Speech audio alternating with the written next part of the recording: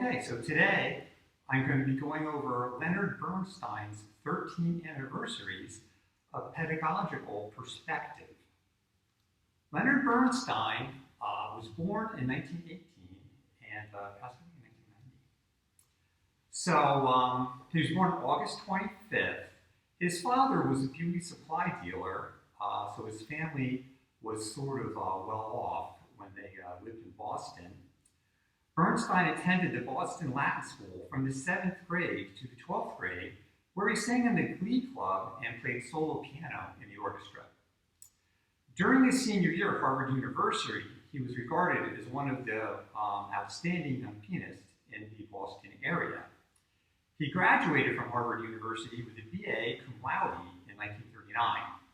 While attending Harvard University, he met the composer Aaron Copland and the conductor Dmitri Metropoulos. Bernstein impressed both of these men with his musical skill, and that helped to build his network for later in life, helped start his career. Bernstein did not perform much during his first year at the Curtis Institute. He hoped to be there only 1 year and then become the assistant conductor of the Minneapolis Symphony. However, he did not get that position. He ended up staying at Curtis for another year.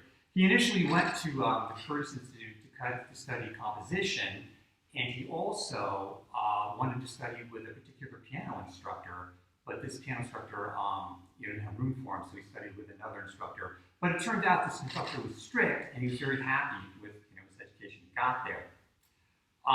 Every year he was at Tanglewood from 1940 to 1990. So Bernstein had 3 children, Jamie, Alexandra, and Nina. And Nina is one of the songs in his anniversaries that I'm presenting today. So Bernstein composed many things. It was chamber music, symphonics, opera, piano solos, and music for film and music for Broadway. He was an activist and humanitarian. As maestro of the New York Philharmonic, he conducted 53 young people's concerts from 1958 to 1972.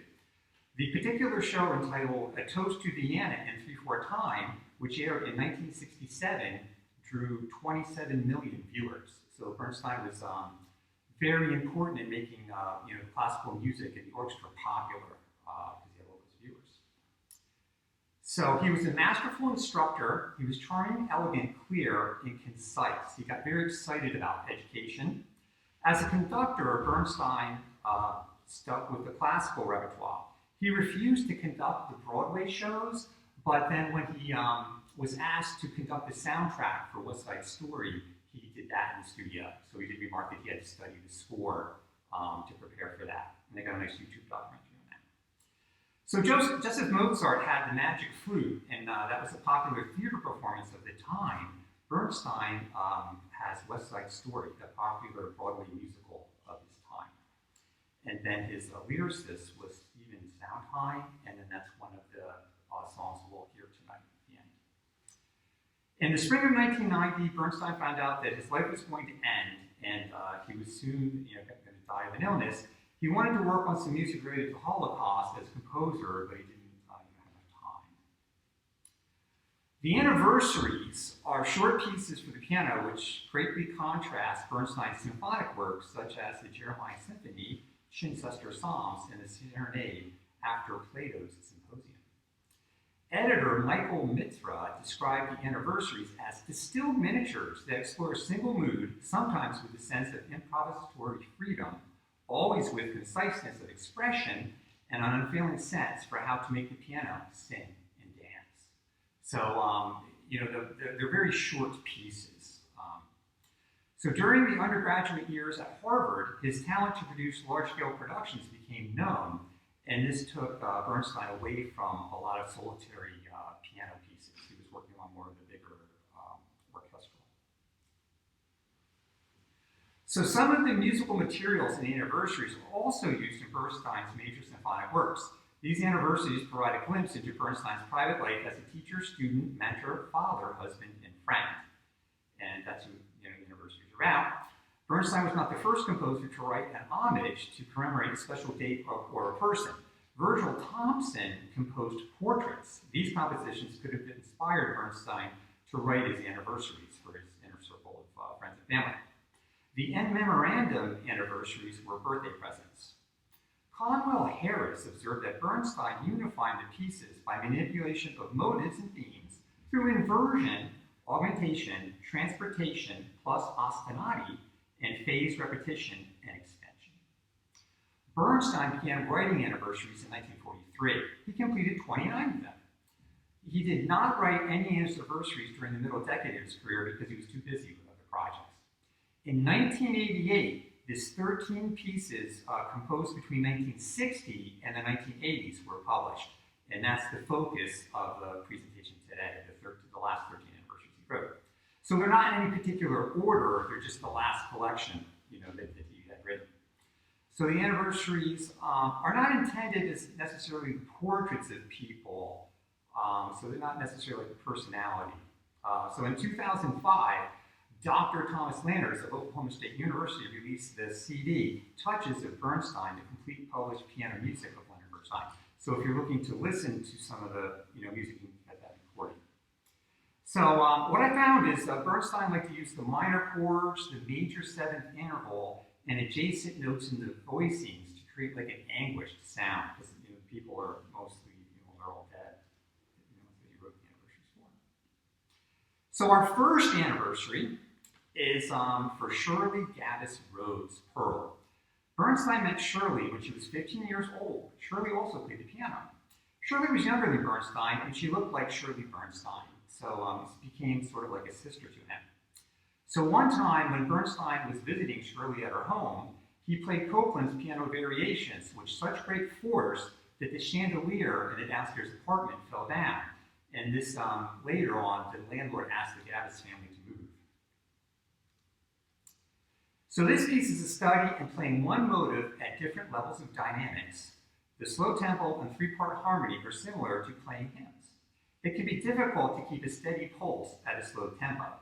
So in order to learn the piece, you should practice this piece using quarter notes and half notes, leaving out the dotted rhythm at first. And then when the dotted rhythm is added, make sure that the short note is consistent in length. And once again, the challenge is at this slow tempo. So now I'm going to play the first four measures to introduce this learning technique. So it's grave, half notes, 50 beats per minute, and it's in 3/2 time. So I'm going to play, all the quarter notes in the half notes, and then in the next round I'll put in the dotted rhythm.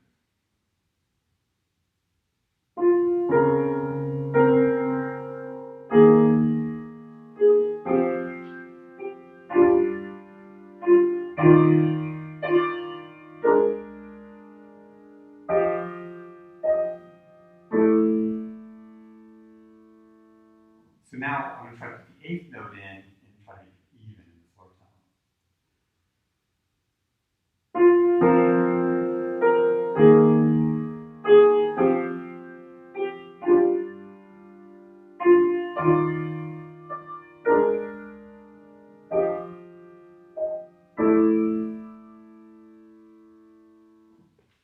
So for the next anniversary, it's in memory of William Capell. William Capell was a virtuoso pianist who often performed with Bernstein when Bernstein was the conductor. Capell died in a plane crash during a tour. The energy in this anniversary is reflected the steeliness and command of his playing, so more forceful than the last one. The quick tempo of the harmony, the quick tempo and the harmony extensions make this piece sound modern. I would classify Bernstein's music as neoclassical. Accents and rests need to be precise. The performer needs to be clear in articulating the meter changes. And several subito forte and subito pianos are challenging to execute. There are no retards in this piece. And this piece will be played again, so I don't have an example right now. It's one of the six at the end. The next piece, which will also be played in the end, is the First Stephen Sondheim piece. He partnered with Bernstein on the Broadway musical West Side Story. This anniversary shared musical ideas with Bernstein's opera, A Quiet Place, which was written in 1983. Kenneth Lafar described this anniversary as a gentle blues that meanders to and fro, changing its direction but never losing its essential wistful character. And that'll be the first piece when I do the pieces at the end. And a couple more things. This piece was written in a Broadway musical style. There's a lot of flowing eighth notes. Careful attention needs to be paid to the phrasing and dynamics. The next piece, which is also played at the end, is Craig Earhart was Bernstein's personal assistant near the end of his life. One hand plays 3-beat phrase against the 2-beat pattern in the other hand. This anniversary is one of the happiest sounding in the set of 13 anniversaries. It has a dance feel. The staccato notes in the bass create a light quality to the piece. This piece can easily be seen as a transcription of a string quartet, and the bass can be thought of as being performed by a cello. For Leo Smit was the pianist when Bernstein conducted Tchaikovsky's concert Fantasy for Piano and Orchestra. This anniversary is a 2-part invention. The motive is a 12-tone row that finishes out tonally. The 5-note phrase should be played with one gesture. Finger independence will lead to sound clarity. So to practice, to perform the piece, you could do hand-in and churning exercises and do them medium, slow, and fast to build up your technique. Accents should be played with quick attack without stiff arm. Sometimes accents are on the first beat, and other times accents are on the second beat. This adds to the irregular rhythm feel of the piece. Rest should be precise so that the rhythm of the piece is front and center. This piece is in the style of the Russian composer Sergei Prokofiev, whose music Leonard Bernstein studied while he was in college. Now here's one that I do have an example to play. Nina was the 3rd child of Bernstein, which he had with his wife Felicia. She was born in February 28, 1962. This anniversary is the longest and one of the most fully developed. So this one's 2 pages, and most of the others are 1 page. Lafar pointed out that Bernstein used chromatic ideas at the end of this anniversary. He made use of the most ambiguous chord in the harmonic catalog, the minor triad with the major 7. So it's important to distinguish between the triple and duple rhythms in this piece, and the top melody voice needs to be brought out. So I have a rhythmic sample here. So I'm going to do the first 4 measures just to demonstrate bringing out the top voice, because there's a 4-note harmony here. And the introduction is slow. So I'll play the melody just isolated for you quickly.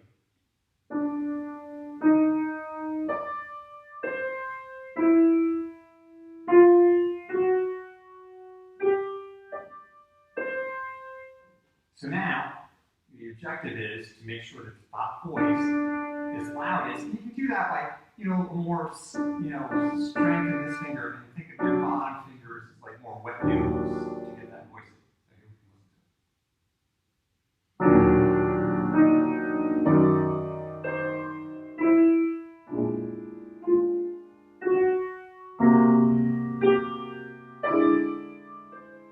And so forth. We don't have time to do it all today.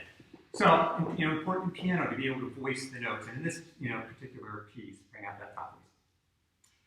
The next person, number 7, is in memory of Helen Coates. Bernstein wanted to study with Hendrik Gibbard, who was considered to be the best piano teacher in Boston. Bernstein liked to do, everything that was the best, but Gebhardt did not accept Bernstein as a student because he lacked in technique and did not believe that Bernstein had a real gift. So Gebhardt suggested that Bernstein study piano with his assistant, Helen Coates. She was 21, and Bernstein was 14 years old when lessons began. Coates realized that Bernstein got bored with piano exercises, but was interested in the challenge of Chopin etudes. Later in life, Helen Coates became his personal assistant. He shared musical ideas from Meditation Number 1 from the 1971 theater piece, Mass. Lafar describes this anniversary as one of Bernstein's most poignant expressions of despair. The middle section in coda offers some comfort, but do not change the overall emotional effect. It is important to observe the key changes and bring out the middle voice, which outlines the melody while the bass sustains the pedal tone. The opening motive is rhythmically displaced, repeated but truncated, and extension is added. Careful use of the pedal is needed to create harmonic color. So in this one, what I wanted to point out is sort of the compositional technique, because I think it helps you interpret the piece. So this opening motive is rhythmically displaced and then truncated, shortened, and then there's an extension added. So to sort of explain that. So you have the melody. I'm just going to go first. It's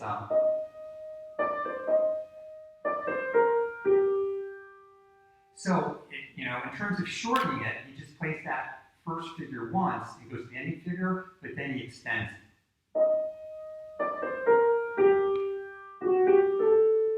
So that last part was the extension. So let's listen to it with everything.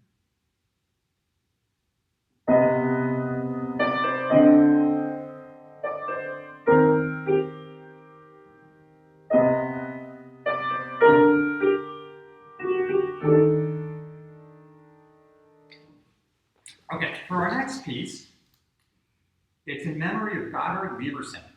Goddard Lieberson recorded classical music for the Columbia record label. His choices of repertoire were respected because of their high quality and informed taste. He was the president of Columbia Records. He studied at the Eastman School of Music and was trained in composition. This piece uses a call and response technique, which I'll demonstrate in a minute. You can also lead the crescendo with the left hand to increase the listener's impact. The piece used rhythmically displaced repetition with extension, and the 30-second notes after the dotted notes should be used to create energy and drama. So here, the right hand calls out, and then the left hand answers, and they overlap.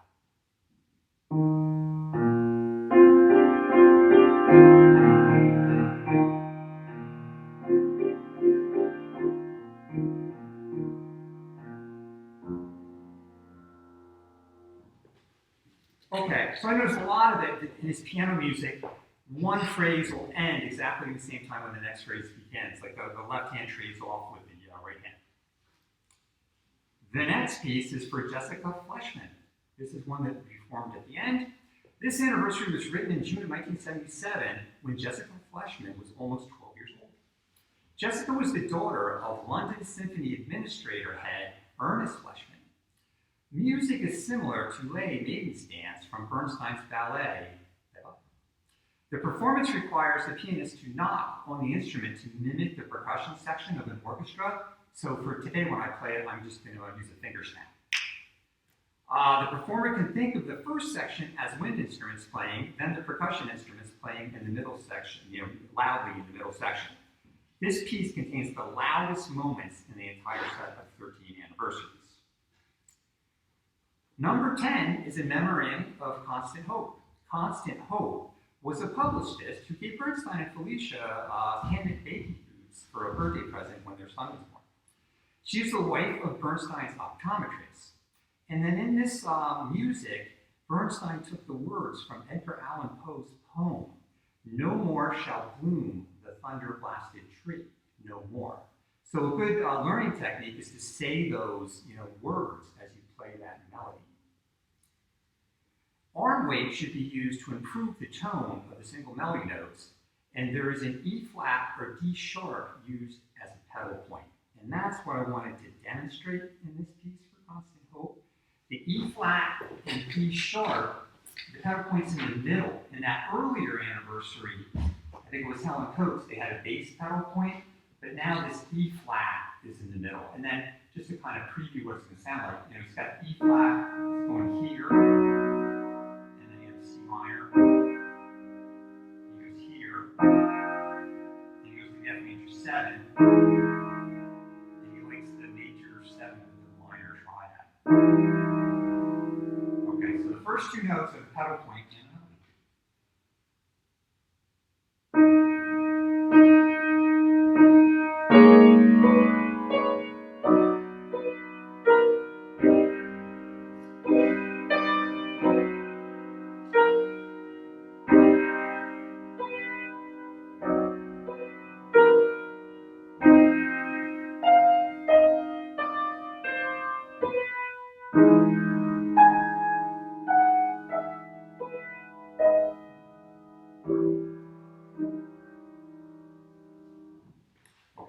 this one has the pedal point in the middle. The next one, which I'll play at the end, is Felicia, Bernstein's wife. She grew up in Chile, and her father was an American. She emigrated to New York, and she took piano lessons with a gentleman called Aru. And this gentleman had a party after one of Bernstein's concert, and Felicia was there because she was staying at the house. And this is the first time that Bernstein met his wife. So biographer Meryl Seacrest described Felicia as flawless example of completely cultured human being, fluent in languages, at ease at any social circle, always perfectly dressed and well-schooled, and had a well-schooled ability to present an unflappable facade. To bring out the top voice, one should hold the top note and play the lower note staccato. The lower note could also be ghosted or just brushed and not sounded while playing the top note. The finger playing the low notes could be thought of as a wet noodle. The remitko should be played highly rhythmically. The syncopated rhythms of the middle section contrast the legato section. It's important to strictly observe the rest. The next piece, number 12, is Aaron Stern was an educator who worked with Bernstein to create the Academy of Love and Learning in Santa Fe, Mexico. These musical ideas were also used in the opening prayer for baritone in orchestra. This piece is a meditation. There's a trade-off of motion from the right left hand. The operating two motives are repeated up a step with some alterations. And that's what I'd like to demonstrate for you tonight. So he opens up with the melody, and then he just moves it up a step with some alterations.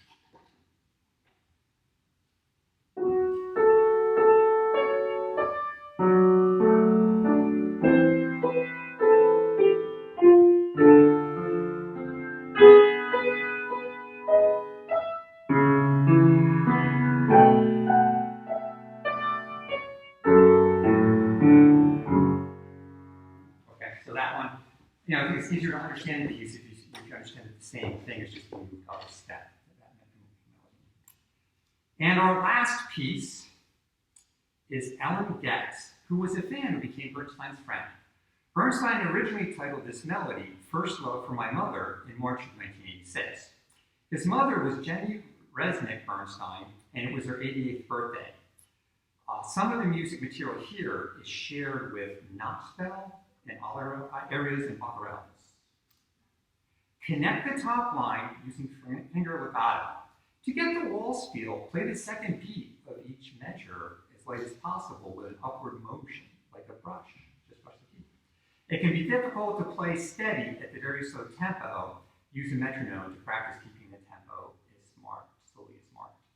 So this one, what I wanted to demonstrate is just that, in the waltz style, you want to keep the beat 2 under control.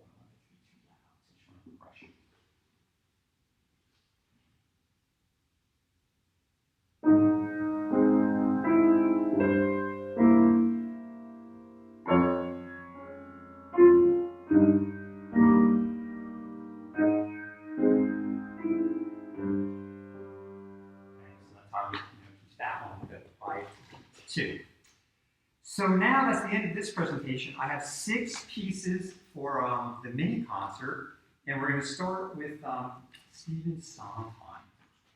Then we'll go to William Capel, Craig Burkhart, Leo Summit, Jessica Fleshman, and then end with his wife, which was the one that, is the anniversary of meeting his wife, and also her birthday. First one, Stephen Sondheim.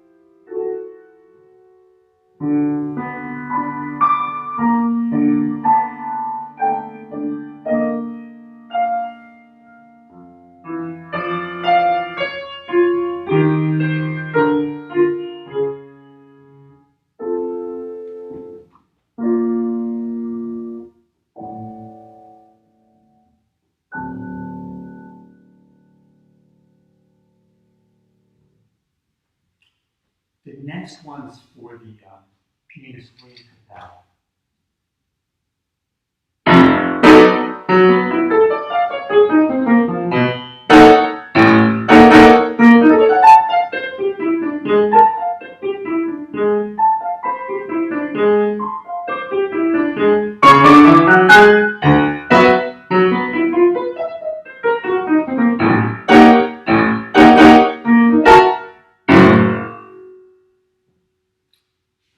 The next piece is for Craig Earhart.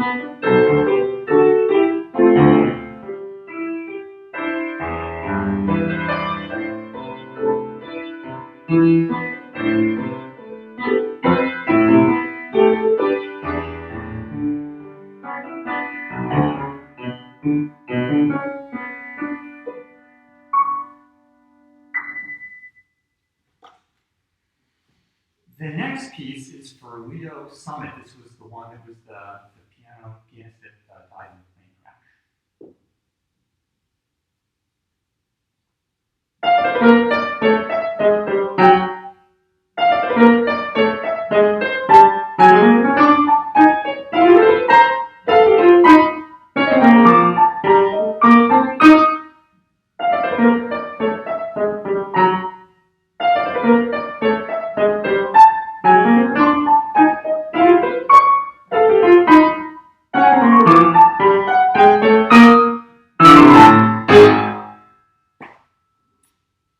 The fifth piece is for Felicia. Oh, no, for Jessica Fletcher.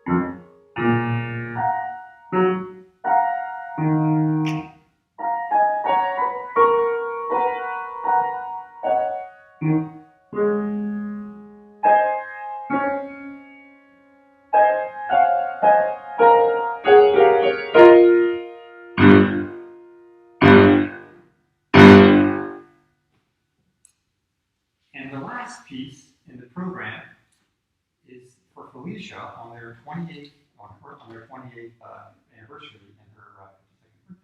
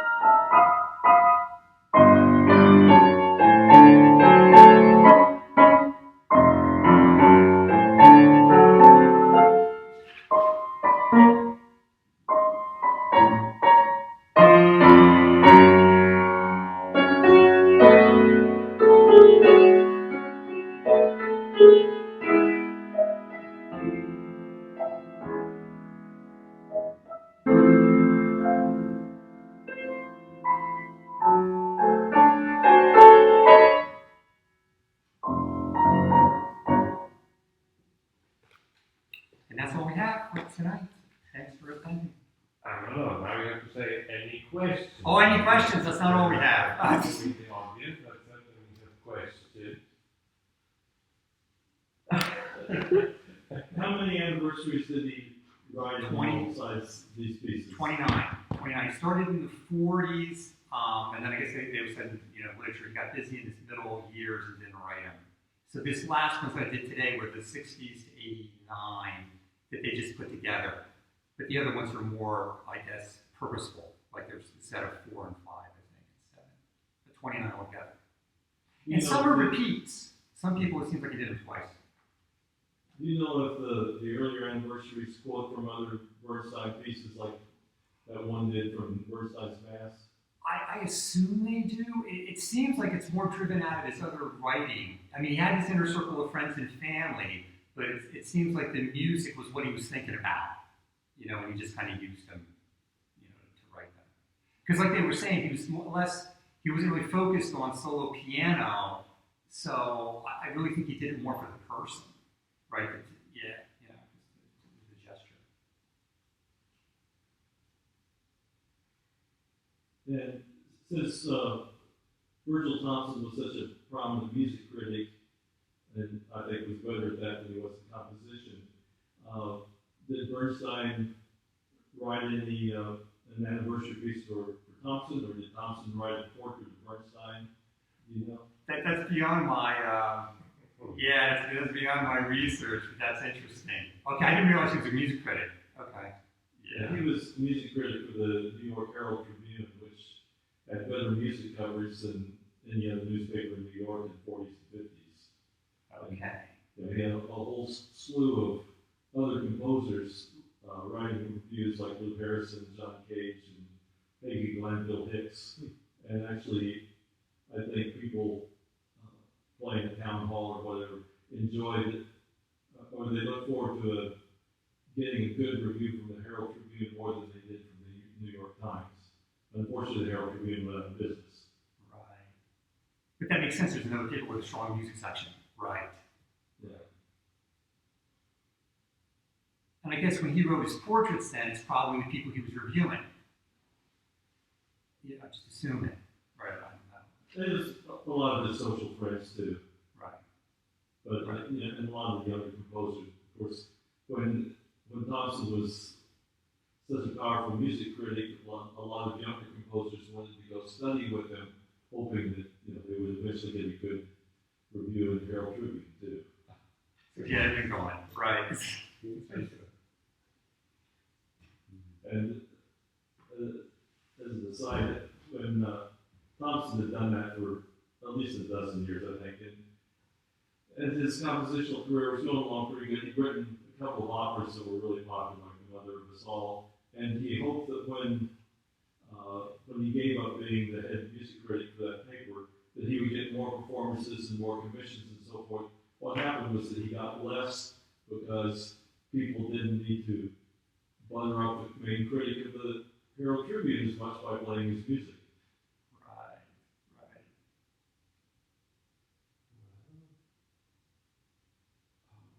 Portraits. I'm just looking here. Who are the people in the portraits? Looking for Bernstein. Not really. Okay,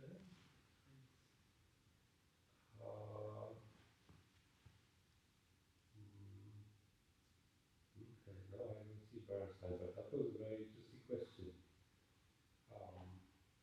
Well, so his wife was a pianist. I forgot to tell you how to pronounce the name of the Chilean teacher because he is like God. Claudio Arrau. Arrau. Yeah. Sorry about that. He had this presentation on Tuesday for our seminar, and I was like, oh, this is one of the most important things. So it was his wife active as a pianist, as a Arrau student. I don't know beyond. She just met him through. They had a party back in the project. Met him at the party at the guy's house. Okay. Right. I mean, unclear how much she played. I mean, he's kind of painted as this cultural person who knew a lot of languages. Just had this good upbringing. So don't know if the music was like a career thing or just a part of a social class.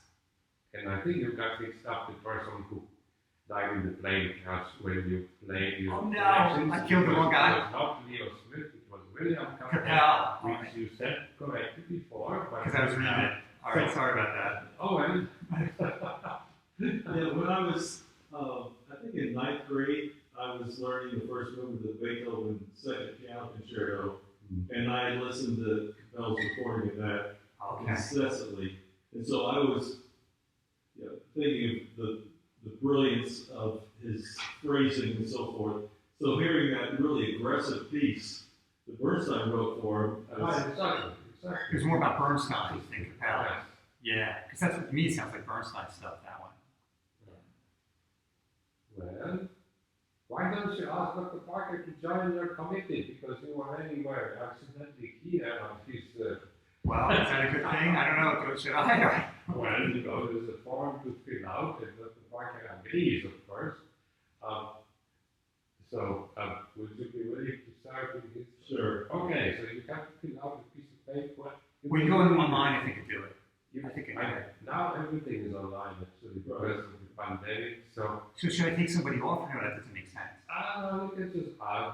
Just add, okay. The Well, thanks. community is very small at this point. I thought it was sort of we are indeed short of a little bit of people.